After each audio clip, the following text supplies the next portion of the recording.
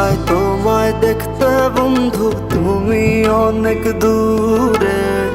ভাবতে খুব অবাক লাগে তুমি অন্যের ঘরে।